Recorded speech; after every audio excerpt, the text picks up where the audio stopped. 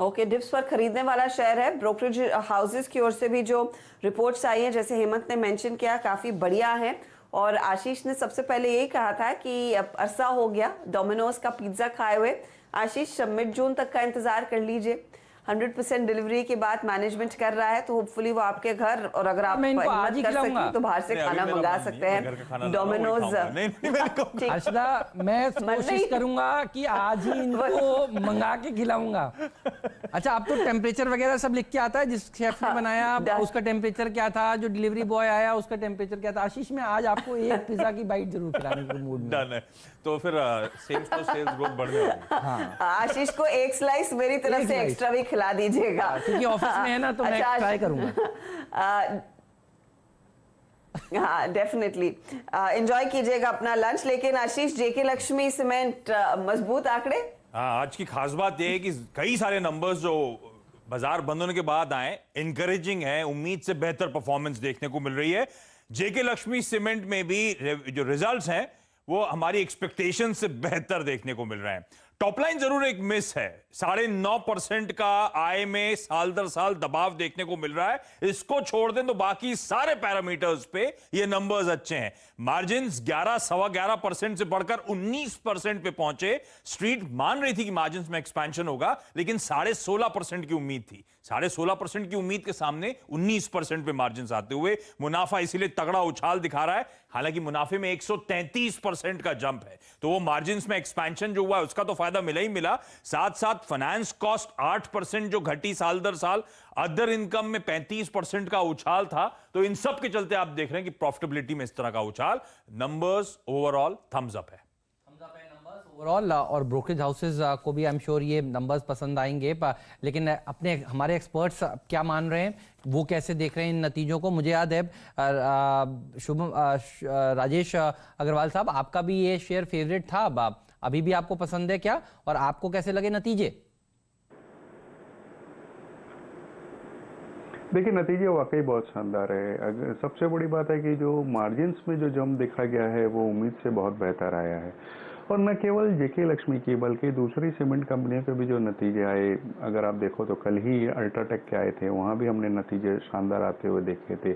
पूरे इंडस्ट्री में ही एक अच्छी ट्रैक्शन देखी जा रही है, सबके नंबर्स ठीक ठाक आ रहे हैं, कई जगह बहुत एक्सपेक्टेड लाइन से बेहतर आ रहे हैं, और मुझे लगता है कि आने वाले दिनों में और बेहतर होते हुए नज़र आएंगे। अगर आप देखो तो पिछले 10-15 दिनों में भी ऐसे मीडिया में समाचार थे कि कई जगह इतने बंदी के बावजूद, ये जो कोविड डाउन हुआ है इसके बावजूद रूरल एरिया में डिमांड अच्छी निकल कर आई है। कई जगह ऐसा भी सुनने को मिला कि प्राइसेस भी इंक्रीज हुए हैं। इवन आप ही के सहयोगी चैनल CNBC पे मैं हरिमोहन जी, जो श्री सीमेंट के चेयरमैन हैं, उनकी बातें सुन रहा था, तो उन्होंने भी कहा था कि उन्हें बहुत ज़्यादा उम्मीद है इस पूरे सेक्टर से। तो मुझे लगता है कि यहाँ पर एक पॉजिटिव अप्रोच ही रखना चाहिए। फ्रंट लाइन की बात करूँ तो इसमें अल्ट्राटेक ऑब्वियसली पहली पसंद रहेगा, जहाँ की एक्सपोजर लिया जाता है। और सेकेंड लाइन में जेके लक्ष्मी सीमेंट तो है ही नंबर्स के कारण से, और एक कंपनी है बिरला कॉर्प, जहाँ की सीमेंट की बहुत अच्छी कैपेसिटी है। हालांकि आज उनके नतीजे हैं, नतीजों के बाद ही एक्सपोजर लेना चाहिए, बट ये कुछ एक कंपनियां हैं जो रडार में रखनी चाहिए। जी हाँ, तो इन मिड कैप सीमेंट कंपनियों में हमने देखा है बहुत बढ़िया प्रदर्शन देखने को मिला। और कल साथ ही अल्ट्राटेक के भी नंबर्स आए, और अल्ट्राटेक पर एक ब्रोकरेज रिपोर्ट जो आई है वो मैं आपको फटाफट बता दूं। 3700 के टारगेट यहाँ पर कुछ FII ब्रोकरेजेस अल्ट्राटेक पर इस समय दे रहे हैं। मॉर्गन स्टैनली ने कहा है कि ओवरवेट का नजरिया रखना चाहिए। परफॉर्मेंस हर कॉस्ट के बेसिस पर काफी बढ़िया रही है। कैश फ्लो जनरेट कर रही कंपनी, और डेट भी कम होता दिखाई दे रहा है। तो सीमेंट एक हाईलाइट बनी है, और अब इकोनॉमी की रीओपनिंग के साथ साथ सीमेंट कंपनियों की डिमांड भी बढ़ने के पूरे आसार है, इरिस्पेक्टिव ऑफ द फैक्ट कि हम मॉनसून वाले सीजन में जाएंगे, लेकिन डिमांड फिर से ऑन ट्रैक आएगी। राजेश सातपुते, जेके लक्ष्मी पर आपकी क्या राय रहेगी? कल हमने देखा नंबर्स के बाद अल्ट्राटेक में भी तेजी ही देखने को मिली थी। इनफैक्ट आखिरी आधे घंटे में वो नतीजे आए थे बाजार बंद होते होते। तो दोनों में अगर ट्रेड है आज के लिए, आज बताइए। हर्षदा जी, मुझे लगता है एक बड़ा ट्रेड जेके लक्ष्मी में हो सकता है, क्योंकि यहाँ पे जो करेक्शन हुआ है हाल फिलहाल में वो 385 इस लेवल से, ये इसका रिसेंट टॉप है, वहां से ये गिरा करीबन 180 तक, और उसके बाद ये 180 के बाद उसमें एक रैली और फिर कंसोलिडेशन। ये कंसोलिडेशन हुआ है 195 194 के रेंज में, कल का इसका क्लोज है 199।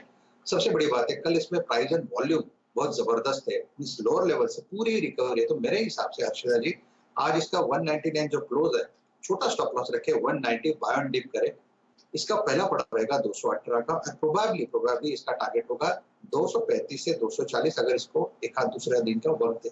तो मेरे हिसाब से ये जो पूरा कंसोलिडेशन है उसका ब्रेकआउट आज होगा और उसके बाद ये जबरदस्त भागेगा, रहेगी नजर आज। लेकिन देखिए बहुत सारी और कंपनियां भी हैं जिनके नतीजे आए हैं। उससे पहले एक खबर पर चर्चा कर लेता हूं। आशीष हमारे साथ जुड़े हुए हैं। आशीष से हम लोग जानेंगे अभी थोड़ी देर में कि स्ट्राइड्स के नंबर्स जो ढीले आए उसके पीछे वजह क्या रही, अजंता फार्मा के नंबर्स उनको कैसे लग रहे हैं, और कल्पतरू पावर इसके ऊपर भी हम बात करेंगे। लेकिन एक खबर और है, सोसाइटी जनरल ने देखिए कल राजेश अग्रवाल साहब 32.5 लाख शेयर राइट्स के एंटाइटल खरीदे हैं। कल आपने देखा RILRE, दिखाइए डायरेक्टर साहब वो स्टॉक का वो जो भाव कल आ रहे थे, RILRE जो राइट्स इशू देखिए आज सेकंड डे खुला हुआ है, और कल हमने देखा कुछ ब्लॉक्स भी हुए थे इसमें। और देखिए कल राइट्स खरीदे गए हैं, एंटाइटलमेंट जो लोगों ने बेचा देखिए वो खरीदा गया है, और ये दिखाता है कि क्या गजब की डिमांड है देखिए। और बड़े संस्थागत निवेशक अगर राइट्स इशू में लगाने के लिए एंटाइटलमेंट खरीद रहे हैं तो ये रिलायंस इंडस्ट्रीज के शेयर के लिए भी बढ़िया खबर मानी जाएगी। तो और सोसाइटी जनरल का नाम सामने आया है, 32.5 lakh, to be precise 32.58 lakh rights के एंटाइटलमेंट खरीदे गए। अग्रवाल साहब बताइए कैसा लगता है आपको, राजेश जी, ये खबर और रिलायंस इंडस्ट्रीज पर व्यू? आज दूसरा दिन है राइट्स का, क्या करना चाहिए हमारे दर्शकों को? देखिए रिलायंस पे हमारा पॉजिटिव व्यू है और लगातार हमने उसमें बाई की कॉल दी है आपके चैनल पे, और मैं समझता हूँ कि बावजूद इसके कि नीचे के लेवल से बहुत बढ़ गया है, लेकिन फिर भी एक बहुत अच्छा प्रॉस्पेक्ट है, वैल्यूएशन के लिहाज से अभी भी सस्ता है।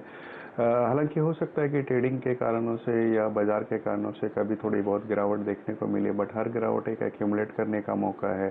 वैल्यूएशन के लिहाज से देखें तो 17-18 के पी में मुझे लगता है कि बहुत ही सस्ता स्टॉक है। न केवल रिटेल से बहुत ज़्यादा उम्मीद बंधी हुई है, बल्कि जियो में भी बहुत ज़्यादा उम्मीदें हैं। अगर आप देखो तो पिछले 15-20 दिन के अंदर में कई ग्लोबल बड़े निवेशकों ने इसमें निवेश किया, जो अपने आप में दर्शा रहा है कि किस तरीके के प्रोस्पेक्ट्स बन रहे हैं।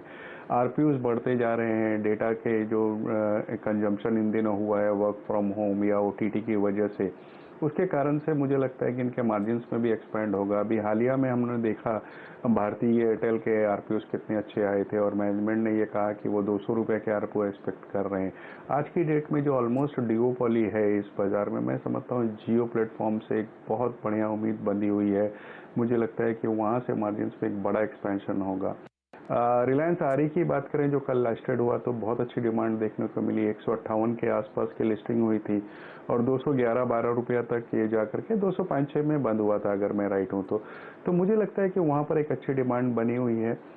राइट्स में जो निवेशक हैं उसको बिल्कुल अप्लाई करना चाहिए। रैदर हमने तो अपने क्लाइंटों को ये कहा है कि वो जितने एंटाइटलमेंट है उससे डबल कम से अप्लाई कर ले, क्योंकि अगर हो सकता है कि कुछ प्रोपोर्शनेट अलॉटमेंट आए तो उन्हें कुछ एक्स्ट्रा भी मिल सकता है। तो इसमें बिल्कुल अप्लाई करने की राय रहेगी, और लॉन्ग टर्म के निवेशकों के लिए हर गिरावट में बाजार से भी खरीदारी कर सकते हैं। तो राइट्स में आप जरूर भाग लें, रिटेल निवेशकों के लिए सलाह दी जा रही है। और याद रखिएगा प्रोमोटर्स ने भी कहा है कि वो बड़े पैमाने पर इस राइट्स में हिस्सा लेंगे। जो भी रिटेल निवेशक छोड़ देते हैं या फिर इंस्टीट्यूशनल निवेशक छोड़ देते हैं वो लैप अप किया जाएगा प्रोमोटर्स की ओर से, उन्होंने भी भरोसा दिलाया है। चलिए वक्त हो रहा है एक छोटे से ब्रेक का। RIL के स्टॉक पर और उस राइट्स पर हमारी नजरें आज फिर रहने वाली है, दूसरा दिन है राइट्स का। लेकिन ब्रेक में जाते जाते आपको दिखा देते हैं एक बहुत ही बड़ा और एक्सक्लूसिव इंटरव्यू का एक अंश। दरअसल 20 लाख करोड़ के इकोनॉमिक राहत पैकेज देने के बाद पहला एक्सक्लूसिव इंटरव्यू वित्त मंत्री निर्मला सीतारमण ने नेटवर्क 18 को दिया, और CNN न्यूज 18 की मारिया शकील से एक्सक्लूसिव बातचीत में उन्होंने कहा कि इस राहत पैकेज से डिमांड को बूस्ट मिलेगा और इकोनॉमी में भी सुधार देखने को जरूर मिलेगा। सुनिए।